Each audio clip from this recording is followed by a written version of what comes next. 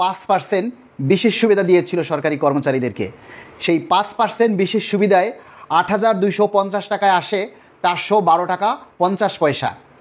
তো সর্বনিম্ন স্লট দিয়েছিল 1,000 টাকা, অর্থাৎ 400 বারুক, 500 বারুক, 600 বারুক, এরকম যাদের বাড়ে তারা কেউ 1,000 টাকার নিচে পাবে না। আর এই সরকার, অন্তর্বর্তীকালীন বৈষম্যহীন সরকার, সরকারি কর্মচারীদেরকে 15% বিশেষ সুবিধা দিয়েছেন, সেখানে সর্বনিম্ন 1,000 টাকার নিচে কেউ পাবেন না।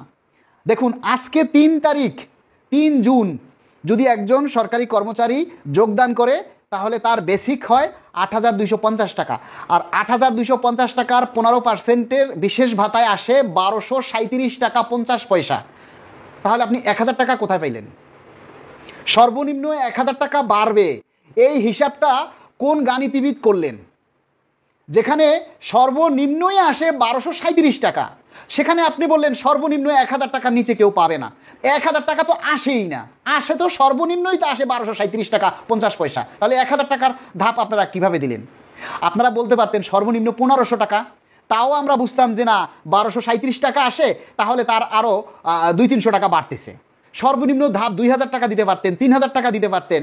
যার আজকে যোগদান তারও আসে 1,237 টাকা, তাহলে 1,000 টাকার কোথা থেকে আসলো? এটা তো সারা বিশ্ব দেখলে হাসবে, আপনাদেরকে প্রহসন করবে।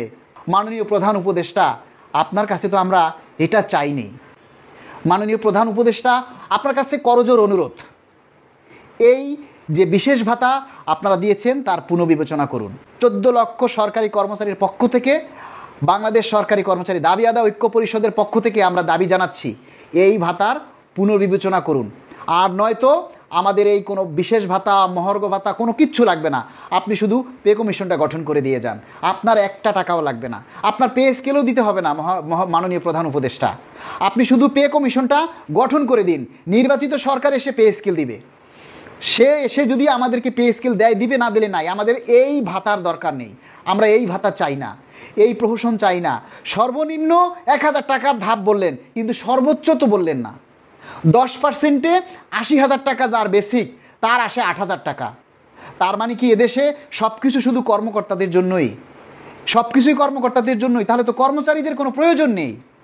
আন্দোলন করলো কর্মচারীরা, মায়া কান্না করলো কর্মচারীরা, রাস্তায় মার খেলো কর্মচারীরা, জলকামান খেলো কর্মচারীরা, কর্মচারীদেরকে দমন করার জন্য কালো আইন তৈরি করলেন, আবার সেই কর্মচারীদেরকেই নিষ্পেষিত করার জন্য 237 টাকা মহার্ঘ ভাতা, বিশেষ ভাতা দিয়ে তাদের সাথে তামাশা করলেন। মাননীয় প্রধান উপদেষ্টা, আমরা অনুরোধ করেছিলাম আপনি অন্তত একটা উজ্জ্বল দৃষ্টান্ত স্থাপন করে যান, যাতে প্রজন্মের পর প্রজন্ম আপনাদেরকে মনে রাখে যে ওই দেখো বৈষম্যহীন অন্তর্বর্তীকালীন সরকারের প্রধান উপদেষ্টা নোবেল বিজয়ী ডক্টর ইউনূস এদেশের সরকারি কর্মচারীদের জন্য বিশাল কিছু করে গেছে। আজকে আপনি কি করে গেলেন? প্রতিটা কর্মচারীর আজকে চোখের পানি ঝরছে। মাননীয় প্রধান উপদেষ্টা, প্রতিটা কর্মচারী আজকে নীরবে নিবৃত্তে কান্না করছে। 237 টাকা তার বৃদ্ধি পেল। এই ভাতার পুনর্বিবেচনা করার জন্য আমরা জোর দাবি জানাচ্ছি। প্রিয় বন্ধুরা, আমরা কোনো সরকারের বিপক্ষে না, আমরা কখনো সরকারের বিরুদ্ধে না।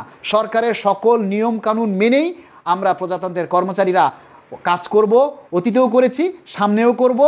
আমি সকল কর্মচারীদেরকে অনুরোধ করব, আপনারা আজে বাজে উল্টাপাল্টা কথা না বলে আপনারা সরকারের কাছে সবাই অনুরোধ করুন যাতে এই ভাতার পুনর্বিবেচনা করা হয়, নতুবা আমাদেরকে পে কমিশন গঠন করে দিন। আমাদের কোনো ভাতার দরকার নাই, আর দ্রব্যমূল্যের দাম কমিয়ে দিন, তাহলেই আমাদের চলবে। সবাই ভালো থাকবেন, আর ভিডিওটা সবাই প্রচার করবেন যাতে নীতি নির্ধারকরা আমাদের কষ্টের কথাগুলি আসলে বুঝতে পারে। ধন্যবাদ সবাইকে। বাংলাদেশের সরকারি চাকরিজীবীদের জন্য একমাত্র তথ্যভিত্তিক ইউটিউব চ্যানেল এটি। আপনি যদি একজন সরকারি চাকরিজীবী হয়ে থাকেন তাহলে নবম পে স্কেল সহ মহার্ঘ ভাতা সংক্রান্ত সর্বশেষ ও নির্ভরযোগ্য আপডেট পেতে চ্যানেলটিতে লাইক দিন, আপনার মূল্যবান মতামত কমেন্টের মাধ্যমে জানান এবং অবশ্যই চ্যানেলটি সাবস্ক্রাইব করতে ভুলবেন না। ধন্যবাদ।